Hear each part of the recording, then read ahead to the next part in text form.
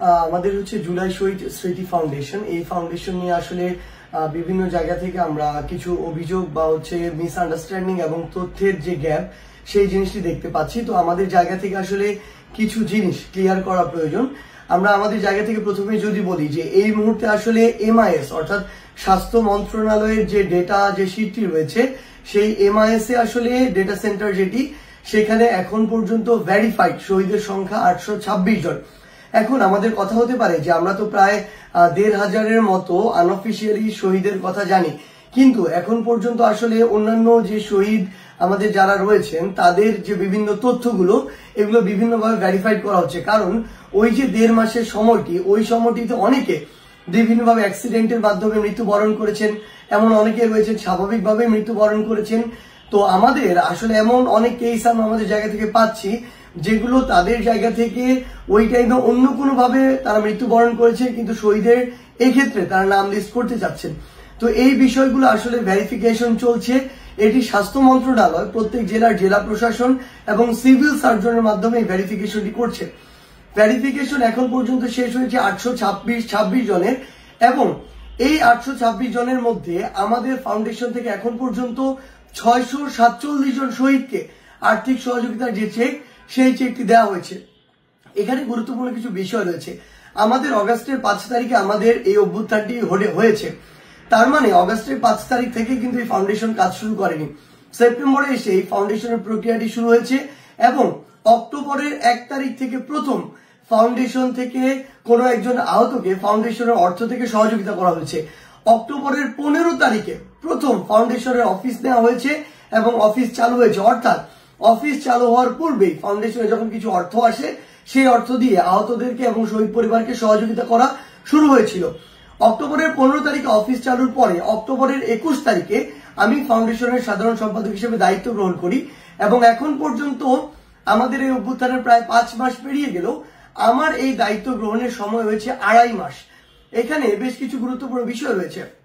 আমরা আমাদের জায়গা থেকে দেখেছি যে প্রথমে আমাদের মনে হয়েছে অনেকেই শহীদ পরিবারের অনেকেই শহীদ হয়েছেন যারা প্রধান উপার্জনক্ষম ব্যক্তি ছিলেন। সেই জায়গা থেকে শহীদদেরকে প্রায়োরিটি দিয়ে আমরা প্রথম জুলাই শহীদ স্মৃতি ফাউন্ডেশনের পক্ষ থেকে পুরো বাংলাদেশের প্রত্যেকটি বিভাগে আমরা একটি করে প্রোগ্রাম করি। শহীদ পরিবারের পাশে বাংলাদেশ, আমরা ঢাকা বিভাগে 2টি প্রোগ্রাম করি, বাকি 7টি বিভাগে একটি করে, মোট 9 সপ্তাহের 9টি শনিবারে 9টি প্রোগ্রাম করি। আমাদের টার্গেট ছিল যেই বিভাগে যাব ওই বিভাগের সকল শহীদ পরিবারের কাছে আমাদের চেকটি হস্তান্তর করা। আমরা এই পদক্ষেপটি অনেকে অনেকভাবে আমরা দেখলাম যে তারা বলছে যে এখানে প্রত্যেক সপ্তাহে একদিন করে বিভিন্ন বিভাগে যাওয়া হচ্ছে ট্যুর দেওয়ার জন্য, কিন্তু এই ফাউন্ডেশনের সাথে আমি যে সময়টুকু আছি আমি এটুকু দায়িত্ব নিয়ে বলতে পারি যারা 35 জন ওই ফাউন্ডেশনে এখন কাজ করছে তারা 5 দিন অফিস করে। এই অফিস টাইম 10টা থেকে 6টা হতে পারে, কিন্তু তারা তাদের জায়গা থেকে 10টা থেকে রাত 10টা, ইভেন রাত 12টা পর্যন্ত তাদের জায়গা থেকে এই কাজগুলো করে। এবং আমার জায়গা থেকে অধিকাংশ ক্ষেত্রে এখন পর্যন্ত মনে হয়নি যে তারা এটিকে তাদের এমপ্লয়ি হিসেবে কাজ করছে, বরং তারা এটি একটি রেসপন্সিবিলিটির জায়গা থেকে আমি তাদেরকে দেখেছি তারা এই কাজটি করছে। এটা সত্য ফাউন্ডেশন অনেক সীমাবদ্ধতা আছে। একটি ফাউন্ডেশন আগে থেকে কিন্তু এরকম তৈরি হওয়ার কিছু ছিল না যে আগে থেকে অফিস ছিল, জনবল ছিল, ইনস্ট্রুমেন্ট ছিল, অবকাঠামো ছিল, এরকম কোনো কিছু ছিল না। এই ফাউন্ডেশনের সবকিছু প্রয়োজনের ভিত্তিতে হয়েছে। প্রথম 7 জন এমপ্লয়ি নিয়ে কাজটি শুরু হয়েছে, পরে এটি 15 জন হয়েছে, 25 জন হয়েছে, এখন 35 জন আছে।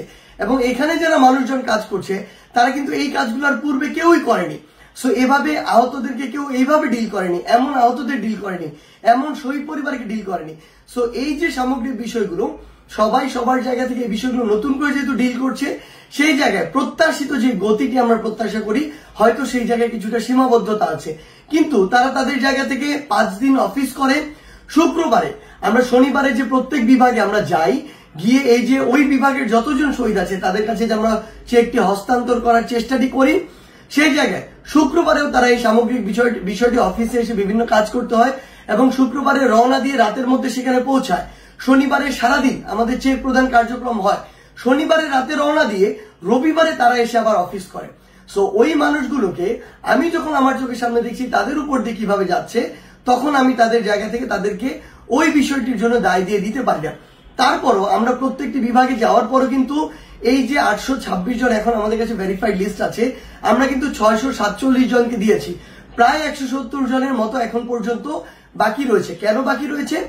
আমরা যখন কোনো শহীদ পরিবারকে ফান্ড দিতে যাই, আমরা কোনো একজন ভাই শহীদ হয়েছেন, তার স্ত্রী আছেন, তার বাবা মা আছেন, সন্তান আছেন, সেই ক্ষেত্রে অনেক ক্ষেত্রে আমরা অপ্রত্যাশিত ভাবে দেখি স্ত্রী এবং বাবা মা একমত হতে পারেন না চেকটি কে নিবেন কে নিবেন না, কে নমিনি হবেন কে হবেন না। কিংবা আমরা যদি নির্দিষ্ট একটি অংশ বাবা মাকেও দিই, নির্দিষ্ট একটি অংশ স্ত্রী বা সন্তানদেরকে দেই, সেক্ষেত্রে যেই অংশটি আমাদের জায়গা থেকে আমরা ডিস্ট্রিবিউট করি, একটি অংশ ওনাকে একটি অংশ আরেকজনকে, সেটিতেও তারা অনেক ক্ষেত্রে সম্মত হন না। আবার অনেক ক্ষেত্রে দেখা যায় যে সন্তান শহীদ হয়েছেন দুঃখজনক ভাবে, বাবা মা তাদের জায়গা থেকে অনেক ক্ষেত্রে বাবা নমিনি হতে চান, অনেক ক্ষেত্রে মা নমিনি হতে চান, কেউ কোনো জায়গায় ছাড় দিতে পারেন না।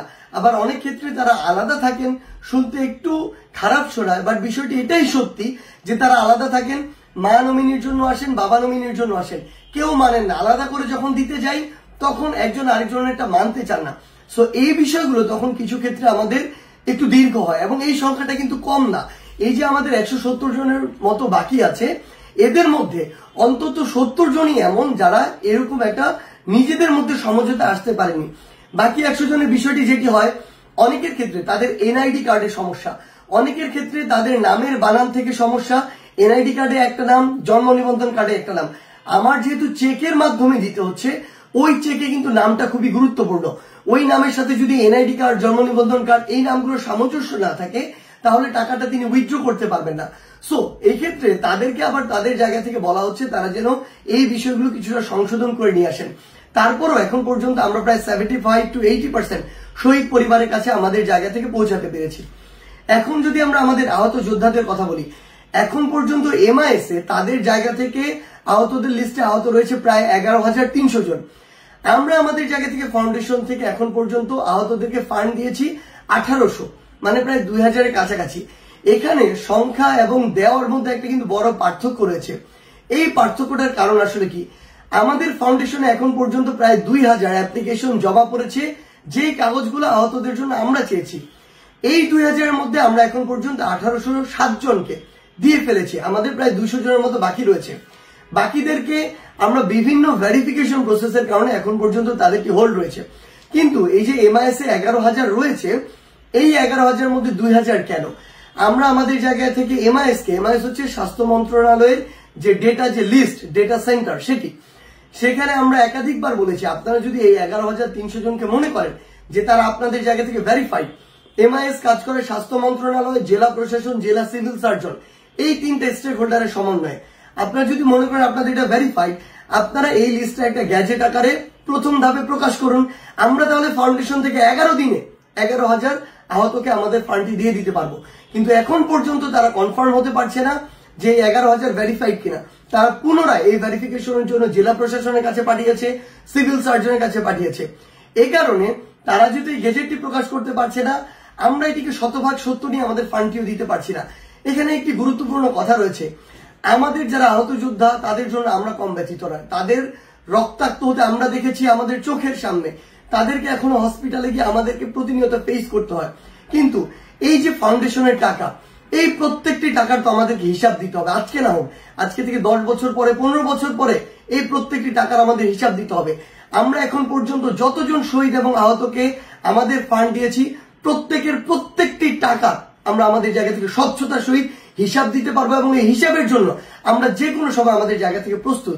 কিন্তু আজকে থেকে 5 বছর, 10 বছর, 15 বছর পরে আবারও যদি এমন কেউ এই ক্ষমতায় চলে আসে, যারা এটিকে আসলে তাদের জায়গা থেকে একটি উসিলা মনে করে আমাদেরকে, আমরা দেখেছি মাত্র 2 কোটি টাকা এতিমের টাকা আত্মসাতের অভিযোগ দেওয়া হয়েছিল বেগম খালেদা জিয়াকে, এবং সেটার জন্য তাকে বছরের পর জেলে রাখা হয়েছে।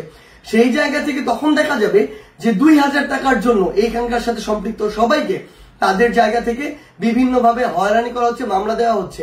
কিন্তু সেটিও বড় বিষয় না, সবচেয়ে বড় বিষয় হচ্ছে স্বচ্ছতা।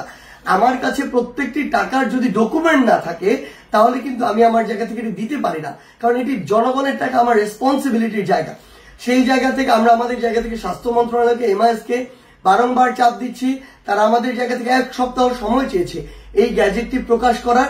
যদি তারা প্রকাশ করে, যদি এই সংখ্যাটা 11,000 হয়, আমরা 11 দিনে 11,000 জনের কাছে পৌঁছে দিতে পারবো। কিন্তু তার পূর্ব পর্যন্ত প্রয়োজনীয় ডকুমেন্ট যদি না থাকে, আমরা আমাদের জায়গা থেকে কখনো এই জিনিসটি দিতে পারি না, কারণ এই প্রত্যেকটি টাকার জন্য আমাদেরকে আমাদের জায়গা থেকে দায়বদ্ধ হতে হয়। এখানে একটি কথা রয়েছে, সেটা হচ্ছে অনেকে বলছেন যে আপনারা তো বলেছিলেন 1,500 শহীদ, আহত প্রায় 20,000 থেকে 30,000, সেখানে কেন 11,826 জন হচ্ছে? কারণটি হচ্ছে এটি কিন্তু প্রথম ধাপে, এই প্রসেসটা এখন শেষ হয়নি। আমরা আমাদের জায়গা থেকে পরামর্শ দিয়েছি এমআইএস স্বাস্থ্য মন্ত্রণালয়কে, আপনারা যদি প্রথম ধাপে যেগুলো ভেরিফাইড হয়েছে, আপনারা মনে করেন যে ভেরিফাইড, এগুলো 1 সপ্তাহের মধ্যে প্রকাশ করেন, তাহলে যারা এখন পর্যন্ত হয়নি ওই লিস্টে তারা যখন দেখবে তাদের নামটি নেই, তারা প্রয়োজনীয় ডকুমেন্টস গুলো আপনাদের জমা দিয়ে সেকেন্ড টাইম তাদের নামগুলো এই জায়গায় এন্ট্রি করবে। তখন আমি আমার জায়গা থেকে প্রত্যক্ষ অভিজ্ঞতা থেকে বলি এই সংখ্যাটি অবশ্যই বাড়বে, আহতের সংখ্যা বাড়বে, শহীদের সংখ্যা এই জায়গা থেকে বাড়বে। আরেকটি গুরুত্বপূর্ণ জিনিস হচ্ছে, এখন পর্যন্ত এত ভেরিফিকেশন, ফাউন্ডেশনের ভেরিফিকেশন, স্বাস্থ্য মন্ত্রণালয়ের ভেরিফিকেশন, জেলা প্রশাসন, সিভিল সার্জনের ভেরিফিকেশন, তারপরও এই ভেরিফিকেশন প্রক্রিয়া শেষ করে আমরা যখন চেক দিয়ে দিয়েছি, সেখান থেকেও 3টি চেক আমরা গিয়ে ফেরত নিয়ে এসেছি দেওয়ার পরে। কারণ তারা হুবহু ওই কাগজগুলো বিভিন্ন জায়গা থেকে নকল করেছে, ডাক্তারের সিল তারা নীলক্ষেত থেকে নকল করেছে। এই নকল করার পরে তারা ওইভাবে কাগজগুলো দিয়ে এই টাকাটি নিয়েছে। পরে যখন আমরা বিভিন্নভাবে মিডিয়া বা অন্য কোনো মাধ্যমে বা যারা রোগী তাদের সাথে থাকে তাদের মাধ্যমে ক্লু পেয়েছি, আমরা তাদেরকে সেই কাগজগুলো নিয়ে এসে তাদেরকে জবাবদিহিতার কাঠগড়ায় নিয়ে গেছি, সেই চেকগুলো ফেরত এনেছি। এরপর থেকে আমাদেরকে আরো সাবধান হতে হয়েছে, কারণ অলরেডি এই লিস্টে নাম ঢোকানোর জন্য বিভিন্ন সুবিধা অবৈধভাবে পাওয়ার জন্য মানুষ যা ইচ্ছা তাই করছে, নিজের বিবেক বোধ থেকে শুরু করে সবকিছু বিসর্জন দিয়ে দিচ্ছে। আমরা অনেক জায়গায় দেখছি যে এই প্রসেসটা লেট হওয়ার কিছু কারণ হচ্ছে এই ফাউন্ডেশন কখনো ক্যাশ টাকা দেয় না। আমরা আমাদের জায়গা থেকে 1 টাকাও চোখে দেখিনি। এই ফাউন্ডেশনের সেন্ট্রাল অ্যাকাউন্ট থেকে হয় সরাসরি বিকাশের মাধ্যমে গ্রাহকের বা আমাদের যারা আহত শহীদ পরিবার তাদের অ্যাকাউন্টে যায়, অথবা চেকের মাধ্যমে যায়। কারো 1 টাকা এই ফাউন্ডেশন চোখে দেখার কোনো সুযোগ নেই, এবং প্রত্যেকটি ট্রানজেকশনের হিসাব এখানে ক্লিয়ার রয়েছে। সেই জায়গা থেকে অনেকের, আপনারাও জানেন যে আপনাদেরও অনেকেরই এনআইডি কার্ডের নামের সমস্যা রয়েছে। আপনাদের অনেকেরই আপনারা ফোন নাম্বার, যেই নাম্বার দিয়ে আপনারা খুলেছেন যে এনআইডি কার্ড দিয়ে, সেই এনআইডি কার্ড আপনার নিজের এনআইডি কার্ড না। আবার অনেক ক্ষেত্রে দেখা যাচ্ছে আপনার এনআইডি কার্ডের আপনার যে নাম, আপনি বিকাশ অ্যাকাউন্ট যেই নাম দিয়ে খুলেছেন বা এনআইডি কার্ড দিয়ে, সেটা মিলছে না। সো এরকম যদি ক্লিয়ার না থাকে, যিনি আমার আহত যোদ্ধা তাকে আমি যখন ফান্ডটি দিব, তখন তার এনআইডি কার্ড অথবা জন্ম নিবন্ধন কার্ড দিয়ে তার বিকাশ অ্যাকাউন্টটি খোলা থাকতে হবে এবং সরাসরি তার অ্যাকাউন্টে যেতে হবে। যার এটির কোনোটি নেই, তার নমিনির এই কাগজপত্রগুলো জমা দিয়ে তার এটি নিতে হবে। এবং আরেকটি জিনিস একটু স্পষ্ট করি, আমরা জানি না, হয়তোবা খুব স্বাভাবিকভাবে এখানে আমি কাজ করছি, ফাউন্ডেশনের স্নিগ্ধ কাজ করছে, আপনারা এই ফেসগুলো চিনেন দেখে সবকিছুতেই এই ফেসগুলোকে আনা হচ্ছে। কিন্তু যখন বিদেশে কোনো রোগী নেওয়ার প্রসেস আসে, আহত যোদ্ধাকে নেওয়ার প্রসেস আসে, তখন এটি ডিল করে স্বাস্থ্য মন্ত্রণালয়, পররাষ্ট্র মন্ত্রণালয় এবং অর্থ মন্ত্রণালয়। স্পেশালি স্বাস্থ্য মন্ত্রণালয় এবং এই জায়গা থেকে একটি সেল করেছে আমাদের অন্তর্বর্তীকালীন সরকার, ওই একটি সেল এই জায়গায় কাজ করে। অন্তর্বর্তীকালীন সরকারের সেল, স্বাস্থ্য মন্ত্রণালয়, পররাষ্ট্র মন্ত্রণালয়, এই 3টা মন্ত্রণালয় আমাদের আহত যোদ্ধাদেরকে দেশের বাইরে পাঠানোর জন্য কাজ করে থাকে। এখানে ফাউন্ডেশনের সরাসরি কোনো কাজ নেই, ফাউন্ডেশনের সাথে এই কাজের একটি পার্থক্য রয়েছে।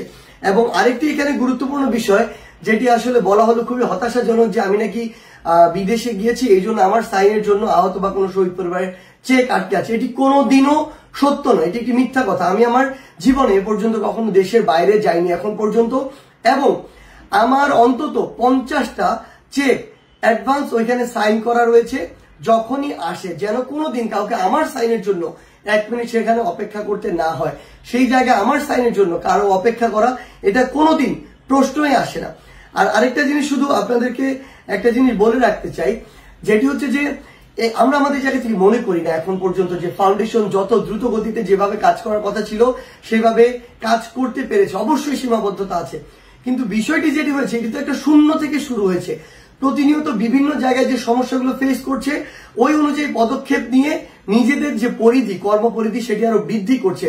সেটি অবকাঠামোর দিক থেকে হোক, ফান্ডিং এর দিক থেকে হোক। প্রথমে আহতদেরকে সর্বোচ্চ 1 লক্ষ টাকা দেওয়ার কথা ছিল, এখন সর্বোচ্চ 5 লক্ষ টাকা দেওয়া হচ্ছে, কারণ আমরা বুঝতে পারছি 1 লক্ষ টাকা দিয়ে কিছুই হয় না। প্রথমে শহীদ পরিবারকে আমরা 5 লক্ষ টাকার চেক দিয়েছি, এখন সিদ্ধান্ত হয়েছে এটা 30 লক্ষ টাকার চেক দেওয়া হবে। সো অবস্থা বুঝে ধীরে ধীরে এখানে ওই ব্যবস্থাগুলো নেওয়া হচ্ছে, এবং এই যে মানুষগুলো কাজ করছে তারা কোনোদিন কিন্তু এভাবে এই পরিসরে বা এই এক্সপিরিয়েন্সের জায়গা থেকে কাজগুলো করেনি, এভাবে অভ্যুত্থানের আহত এবং শহীদদেরকে নিয়ে। সেই জায়গায় তারাও তাদের জায়গা থেকে প্রতিনিয়ত নতুন নতুন করে শিখে এই কাজগুলো তারা তাদের জায়গা থেকে করার চেষ্টা করছে। তো আমরা শুধু আমাদের জায়গা থেকে আপনাদের একটি কথাই বলি, তারপরও অনেক আহত যোদ্ধা এবং অনেক শহীদ পরিবার খুব স্বাভাবিকভাবে এটা হতে পারে যে কেউ কারো কাছে আমরা পৌঁছাতে পারছি না বা তারা আমাদের কাছে পৌঁছাতে পারছে না। এরকম যদি আপনাদের কেউ চোখে পড়ে, আপনাদের কাছে বিনয়ের সাথে অনুরোধ করছি, আমি কমেন্টে একটি পার্সোনাল নাম্বার দিয়ে দিচ্ছি যেটাতে হোয়াটসঅ্যাপ থাকবে, আপনারা আপনাদের জায়গা থেকে ওই নাম্বারটি আমাদের ওই আহত যোদ্ধা কিংবা শহীদ পরিবারের কাছে একটু পৌঁছে দিবেন। তারা যদি সেই হোয়াটসঅ্যাপ নাম্বারে মেসেজ করে কিংবা লিখে দেয় বা কল করে, আমরা সেগুলো নোট করে দ্রুত ব্যবস্থা নেওয়ার চেষ্টা করব আমাদের জায়গা থেকে। কিন্তু এই যে মাত্র কোথাও যদি এরকম ব্যতিক্রম ধর্মী 2, 4, 5, 10টি কেস ঘটে, সেগুলো দিয়ে এই যে সামগ্রিক যে মানুষগুলো এখানে কাজ করছে, আমরা যারা সিস্টেমের ভিতর থেকে দেখছি তাদেরকে আসলে এই যে প্রশ্নবিদ্ধ করার যে একটা চেষ্টা চলছে, যেটা আমাদের মনে হয় যে এই চেষ্টাটা কোনো আসলে হয়তো অনেকে ভালো উদ্দেশ্য করছে, কিন্তু এমন অনেক মানুষ আমরা দেখতে পাচ্ছি যারা ভালো উদ্দেশ্য করছে না। আর আমার অনেক ভাই যারা এক্সপার্ট রয়েছেন এই ক্ষেত্রে, যারা আমার এই ভিডিওটি শুনছেন এবং দেখছেন, আপনাদের যদি মনে হয় আপনি ফাউন্ডেশনে সরাসরি কাজ করে ভালো ইনপুট দিতে পারবেন, সেটা সম্মানীর মাধ্যমে হোক বা সম্মানী ছাড়া হোক, আপনারা আমাদের সাথে অবশ্যই যোগাযোগ করতে পারেন। আমরা অবশ্যই আপনাদেরকে ফাউন্ডেশনে যুক্ত করার চেষ্টা করব।